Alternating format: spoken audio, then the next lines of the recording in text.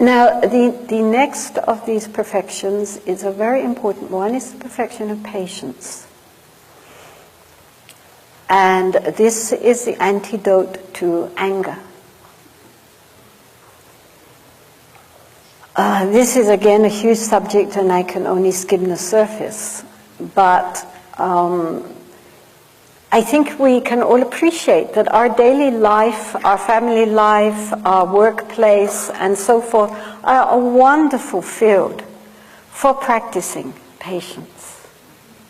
Even just driving, although of course your roads are very well disciplined. Come to India.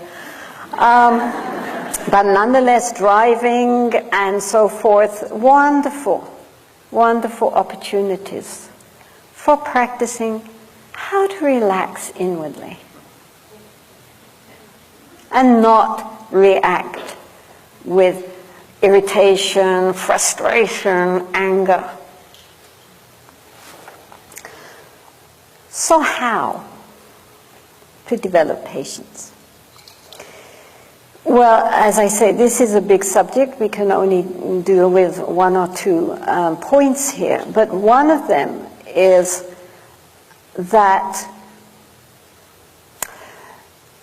normally when somebody upsets us and angers us, we regard them as an obstacle to ourselves being tranquil and peaceful, nice, friendly people. I would be fine if it wasn't for my awful neighbor, or my dreadful boss, or my wife, or my husband, or whoever, you know. It's their problem. They are the ones which create all my difficulties, so I have a right to be angry. So in the development of patience, we recognize this is a very, very important spiritual quality. Not to react with anger in the face of something which we regard as being antagonistic.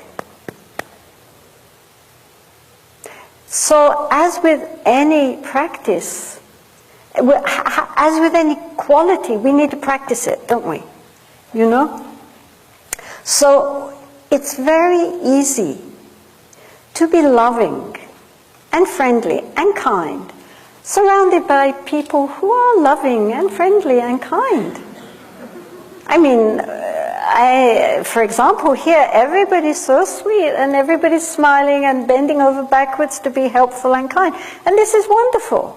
But it can lull one into a false sense of complacency, that one, therefore, is also loving and friendly and kind under all circumstances, because one only meets with that.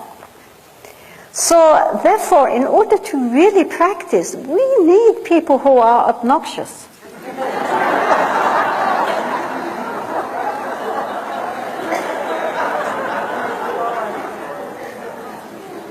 I'm serious.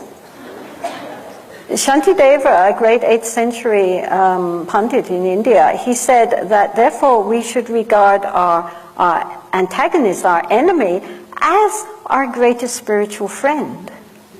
Because they're helping us to develop this very important quality without which we will not be able to attain to enlightenment. So instead of thinking that this person is a problem for us, we should be grateful. And so when somebody is very difficult for us and creates a lot of problems for us, instead of getting all riled up and angry and upset about it, we can think, oh, thank you. Oh, you're so awful. That's great. Now I can really practice. Without you, what would I have done?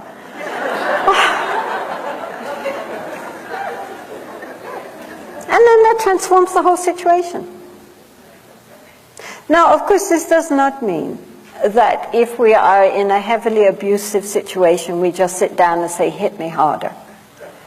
But it does mean that even if one is in an abusive situation, one can extricate oneself as quickly as possible, but nonetheless with love and compassion in the heart. The Buddha said that hatred does not cease with hatred, hatred ceases with non-hatred, in other words, with love. And if someone is difficult to us and in return we get angry and frustrated, we've doubled the problem. Do you understand? Like if somebody does something to us, cheats us or is difficult with us, and then we feel all this anger and frustration and bitterness in our heart, then we are torturing ourselves, right? It's not affecting that person. They're fine. We are only doing to ourselves what our worst enemy would wish for us, right? So we're giving ourselves a double dose. Whereas if we take that and transform it into an opportunity to develop and to go forward, then nothing can harm us. It's part of our spiritual development. And this is not just with people, but also with circumstances. Everybody now is beginning to understand that difficult circumstances are actually our greatest opportunities to grow. This doesn't mean that we have to manufacture difficulties and obnoxious people. Sit there, they will come.